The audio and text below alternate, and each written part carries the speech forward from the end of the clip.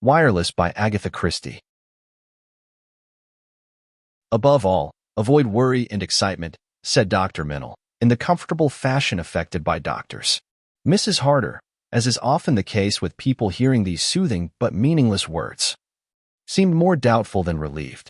There is a certain cardiac weakness, continued the doctor fluently, but nothing to be alarmed about.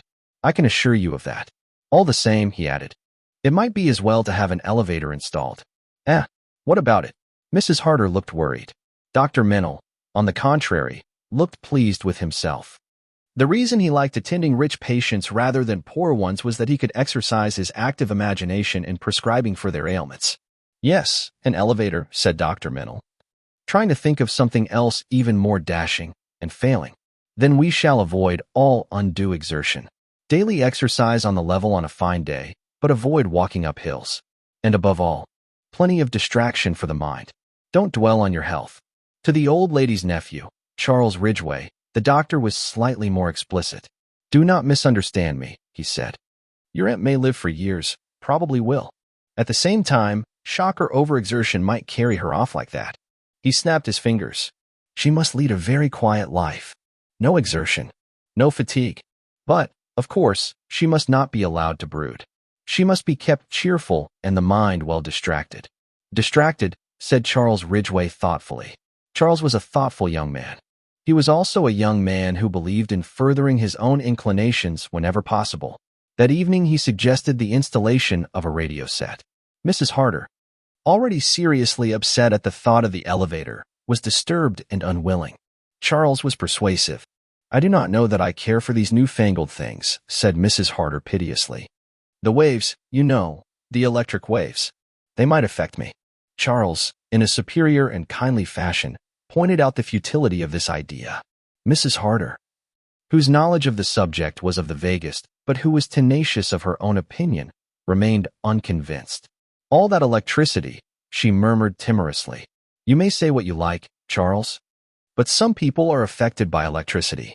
I always have a terrible headache before a thunderstorm. I know that. She nodded her head triumphantly. Charles was a patient young man. He was also persistent. My dear Aunt Mary, he said, let me make the thing clear to you. He was something of an authority on the subject. He delivered quite a lecture on the theme. Warming to his task, he spoke of bright emitter tubes, of dull emitter tubes, of high frequency and low frequency, of amplification and of condensers. Mrs. Harder, submerged in a sea of words that she did not understand, surrendered. Of course, Charles, she murmured, if you really think dash. My dear Aunt Mary, said Charles enthusiastically, it is the very thing for you, to keep you from moping and all that. The elevator prescribed by Dr. Mennel was installed shortly afterwards and was very nearly the death of Mrs. Harder since. Like many other old ladies, she had a rooted objection to strange men in the house. She suspected them one and all of having designs on her old silver. After the elevator, the radio set arrived. Mrs. Harder was left to contemplate the, to her, repellent object, a large, ungainly-looking box, studded with knobs. It took all Charles's enthusiasm to reconcile her to it. But Charles was in his element, turning knobs and discoursing eloquently. Mrs. Harder sat in her high-backed chair, patient and polite, with a rooted conviction in her own mind that these newfangled notions were neither more nor less than unmitigated nuisances. Listen, Aunt Mary, we are on to Berlin. Isn't that splendid? Can you hear the fellow? I can't hear anything except a good deal of buzzing and clicking, said Mrs. Harder. Charles continued to twirl knobs. Brussels, he announced with enthusiasm. It is really, said Mrs. Harder with no more than a trace of interest. Charles again turned knobs and an unearthly howl echoed forth into the room. Now we seem to be onto the dog's home, said Mrs. Harder, who was an old lady with a certain amount of spirit. Ha ha, said Charles. You will have your joke, won't you, Aunt Mary? Very good that. Mrs. Harder could not help smiling at him. She was very fond of Charles. For some years a niece, Miriam Harder, had lived with her. She had intended to make the girl her heiress. But Miriam had not been a success. She was impatient and obviously bored by her aunt's society. She was always out, gaddying about, as Mrs. Harder called it. In the end, she had entangled herself with a young man of whom her aunt thoroughly disapproved. Miriam had been returned to her mother with a curt note, much as if she had been goods on approval. She had married the young man in question, and Mrs. Harder usually sent her a handkerchief case or a table center at Christmas, having found nieces disappointing. Mrs. Harder turned her attention to nephews. Charles, from the first, had been an unqualified success. He was always pleasantly deferential to his aunt and listened with an appearance of intense interest to the reminiscences of her youth. In this, he was a great contrast to Miriam, who had been frankly bored and showed it. Charles was never bored. He was always good-tempered, always gay. He told his aunt many times a day that she was a perfectly marvelous old lady, highly satisfied with her new acquisition.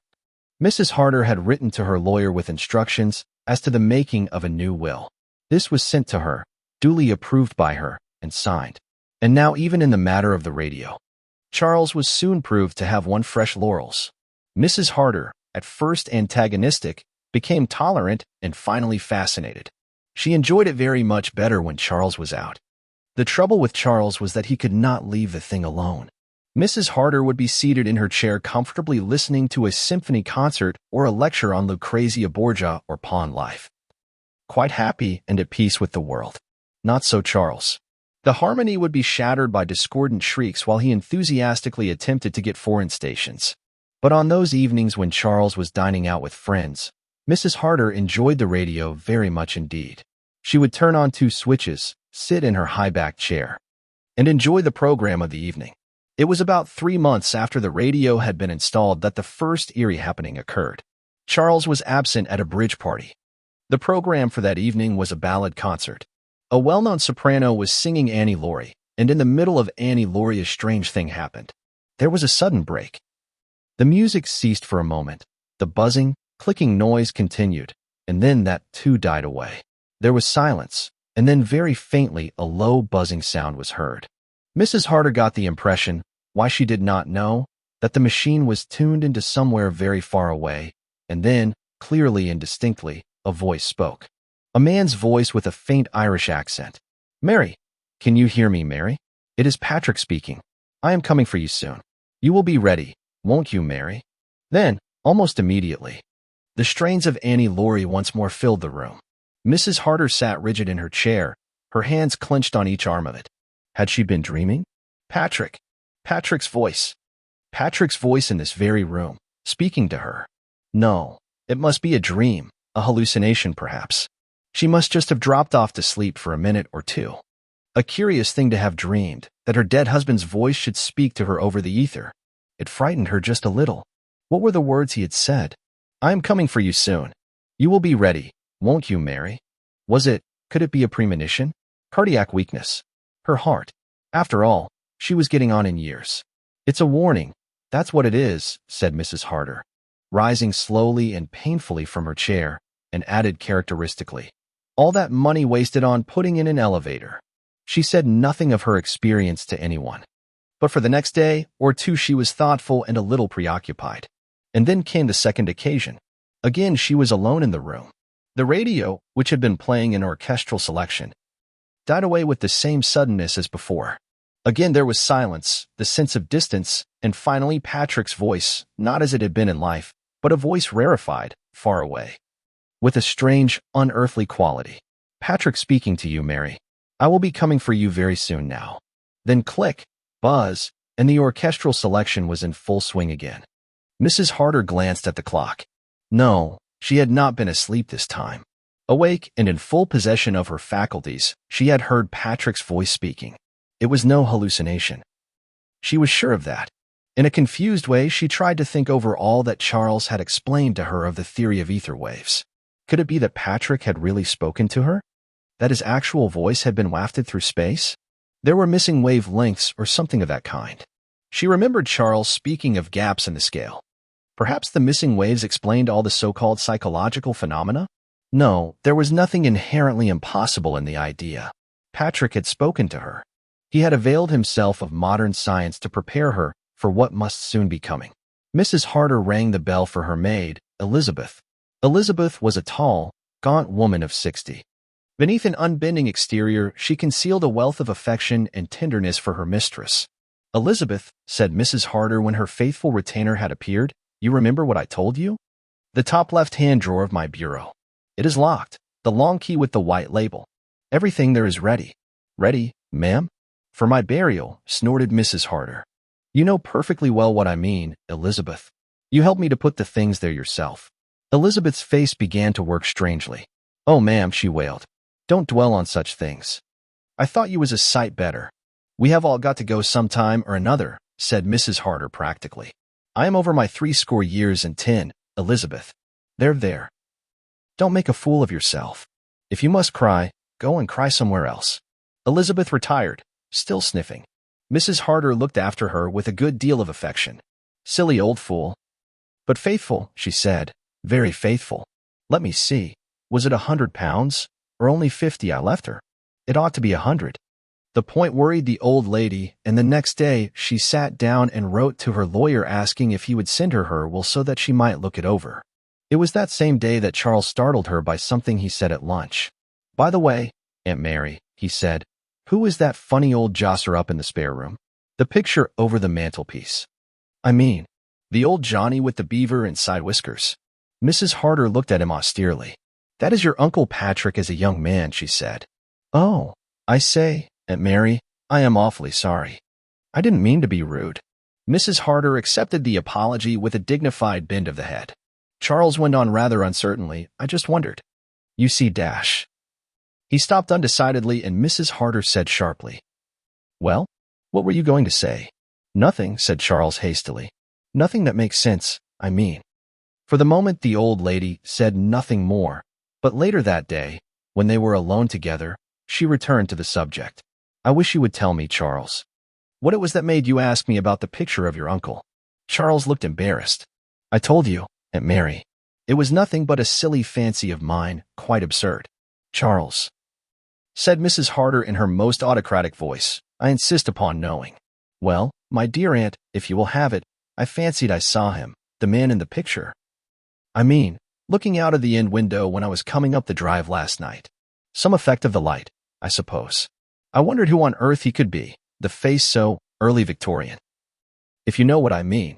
And then Elizabeth said there was no one, no visitor or stranger in the house, and later in the evening I happened to drift into the spare room. And there was the picture over the mantelpiece. My man to the life. It is quite easily explained, really, I expect. Subconscious and all that. Must have noticed the picture before without realizing that I had noticed it, and then just fancied the face at the window. The end window, said Mrs. Harder sharply. Yes, why? Nothing, said Mrs. Harder. But she was startled all the same. That room had been her husband's dressing room. That same evening, Charles again being absent. Mrs. Harder sat listening to the wireless with feverish impatience. If for the third time she heard the mysterious voice, it would prove to her finally, and without a shadow of doubt, that she was really in communication with some other world. Although her heart beat faster, she was not surprised when the same break occurred, and after the usual interval of deathly silence, the faint, faraway Irish voice spoke once more. Mary, you are prepared now. On Friday I shall come for you. Friday at 9:30. Do not be afraid. There will be no pain. Be ready. Then, almost cutting short the last word, the music of the orchestra broke out again, clamorous and discordant. Mrs. Harder sat very still for a minute or two. Her face had gone white and she looked blue and pinched round the lips. Presently she got up and sat down at her writing desk. In a somewhat shaky hand she wrote the following lines. Tonight, at 9:15, I have distinctly heard the voice of my dead husband. He told me that he would come for me on Friday night at 9:30. If I should die on that day, and at that hour, I should like the facts made known so as to prove beyond question the possibility of communicating with the spirit world. Mary Harder. Mrs. Harder read over what she had written, enclosed it in an envelope, and addressed the envelope. Then she rang the bell, which was promptly answered by Elizabeth. Mrs. Harder got up from her desk and gave the note she had just written to the old woman. Elizabeth, she said, if I should die on Friday night, I should like that note given to Dr. Mennel. No dash, as Elizabeth appeared about to protest, do not argue with me. You have often told me you believe in premonitions. I have a premonition now. There is one thing more. I have left you in my will £50. I should like you to have £100. If I am not able to go to the bank myself before I die, Mr. Charles will see to it. As before. Mrs. Harder cut short Elizabeth's tearful protests. In pursuance of her determination, the old lady spoke to her nephew on the subject the following morning. "Remember, Charles, that if anything should happen to me, Elizabeth is to have an extra 50 pounds. You are very gloomy these days, Aunt Mary," said Charles cheerfully. "What is going to happen to you? According to Dr. Mennel, we shall be celebrating your 100th birthday in 20 years or so." Mrs. Harder smiled affectionately at him, but did not answer. After a minute or two, she said, "What are you doing on Friday evening, Charles?" Charles looked a trifle surprised. "As a matter of fact, the Ewings asked me to go in and play bridge. But if you would rather I stayed at home, No, said Mrs. Harder with determination. "Certainly not. I mean it, Charles. On that night of all nights, I should much rather be alone." Charles looked at her curiously, but Mrs. Harder vouchsafed no further information. She was an old lady of courage and determination. She felt that she must go through with her strange experience single-handed. Friday evening found the house very silent. Mrs. Harder sat as usual in her straight-backed chair drawn up to the fireplace. All her preparations were made. That morning she had been to the bank, had drawn out 50 pounds in notes, and had handed them over to Elizabeth despite the latter's tearful protests. She had sorted and arranged all her personal belongings and had labeled 1 or 2 pieces of jewelry with the names of friends or relations. She had also written out a list of instructions for Charles. The Worcester tea service was to go to Cousin Emma, the Sevres jars to young William, and so on. Now she looked at the long envelope she held in her hand and drew from it a folded document. This was her will sent to her by Mr. Hopkinson in accordance with her instructions. She had already read it carefully, but now she looked over it once more to refresh her memory. It was a short, concise document. A bequest of 50 pounds to Elizabeth Marshall in consideration of faithful service, 2 bequests of 500 pounds to a sister and a first cousin, and the remainder to her beloved nephew Charles Ridgway. Mrs. Harder nodded her head several times. Charles would be a very rich man when she was dead. Well, he had been a dear good boy to her. Always kind, always affectionate, and with a merry tongue which never failed to please her. She looked at the clock. 3 minutes to the half-hour. Well, she was ready.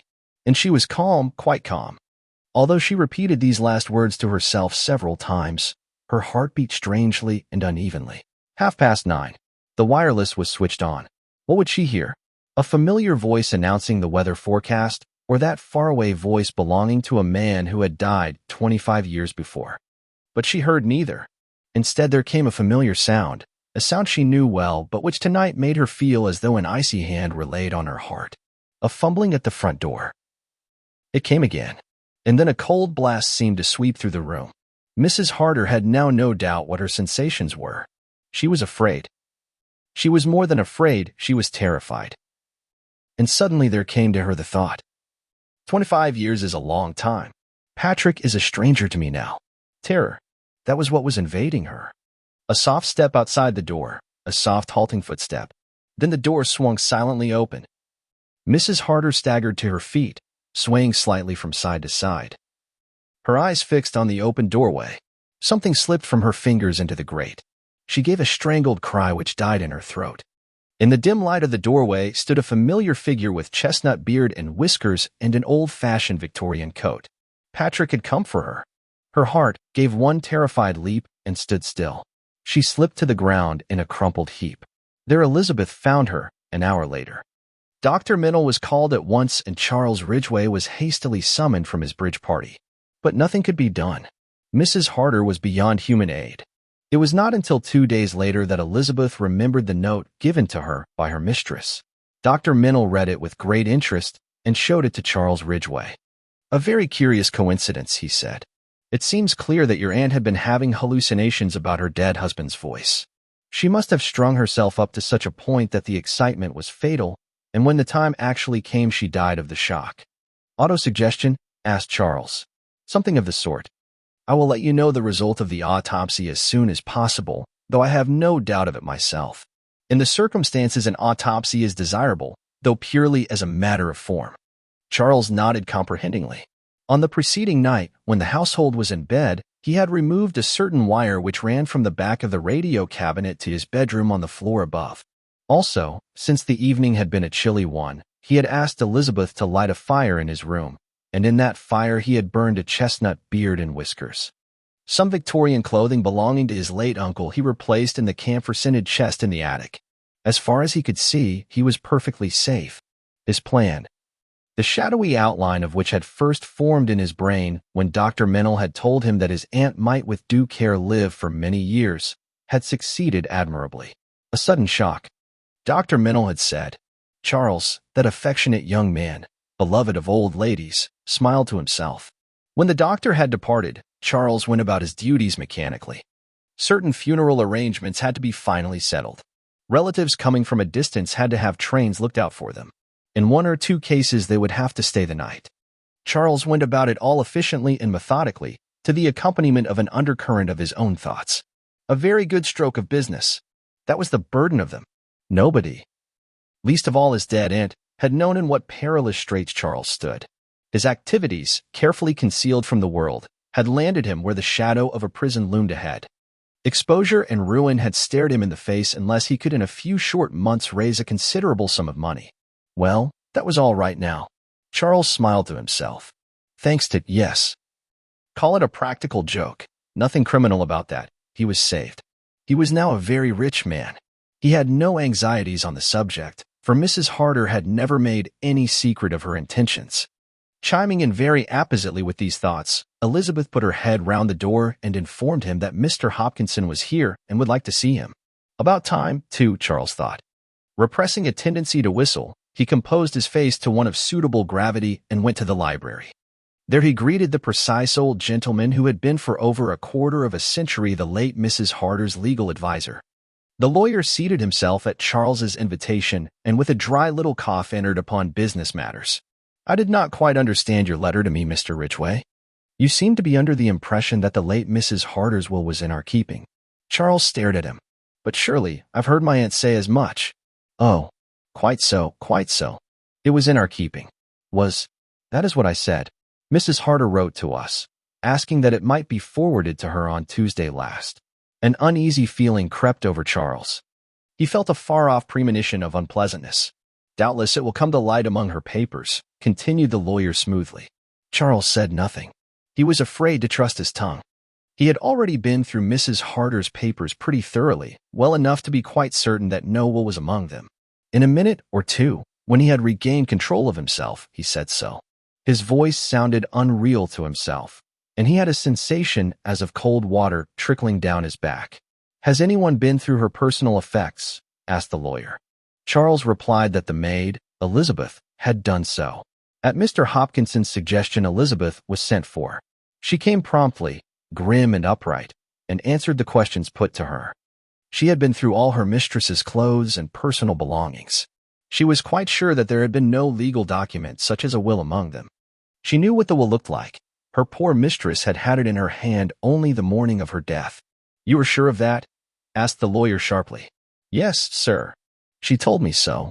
And she made me take £50 in notes. The will was in a long blue envelope. Quite right, said Mr. Hopkinson. Now I come to think of it, continued Elizabeth. That same blue envelope was lying on this table the morning after, but empty. I laid it on the desk. I remember seeing it there, said Charles. He got up and went over to the desk. In a minute or two he turned round with an envelope in his hand which he handed to Mr. Hopkinson. The latter examined it and nodded his head. That is the envelope in which I dispatched the will on Tuesday last. Both men looked hard at Elizabeth. Is there anything more, sir? She inquired respectfully. Not at present, thank you. Elizabeth went towards the door. 1 minute, said the lawyer.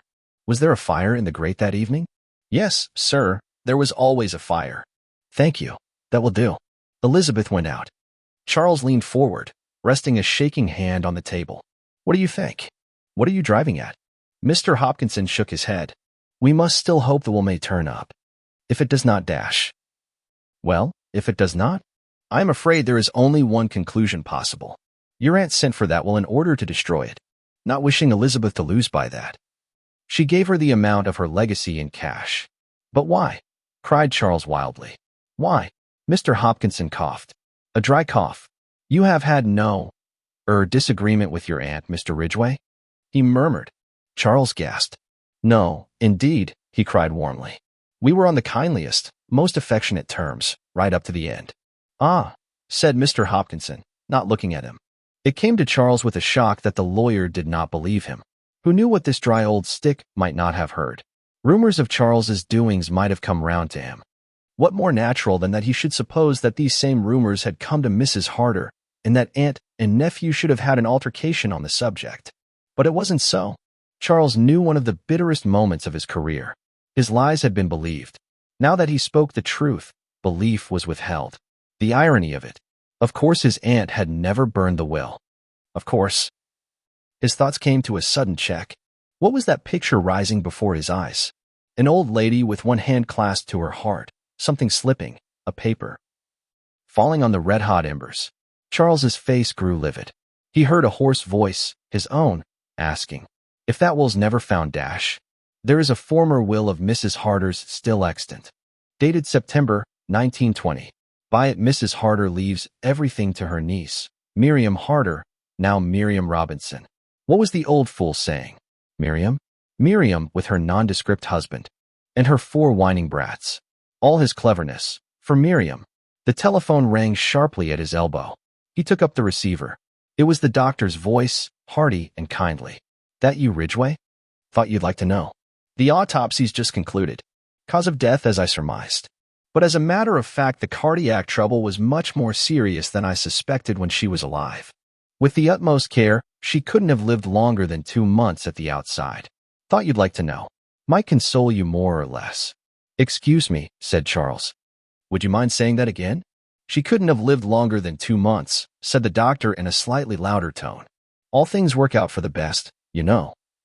My dear fellow dash." But Charles had slammed back the receiver on its hook. He was conscious of the lawyer's voice speaking from a long way off. "Dear me, Mr. Ridgway, are you ill?" Damn them all. The smug-faced lawyer. That poisonous old-ass mental. No hope in front of him. Only the shadow of the prison wall. He felt that somebody had been playing with him like a cat with a mouse. Somebody must be laughing.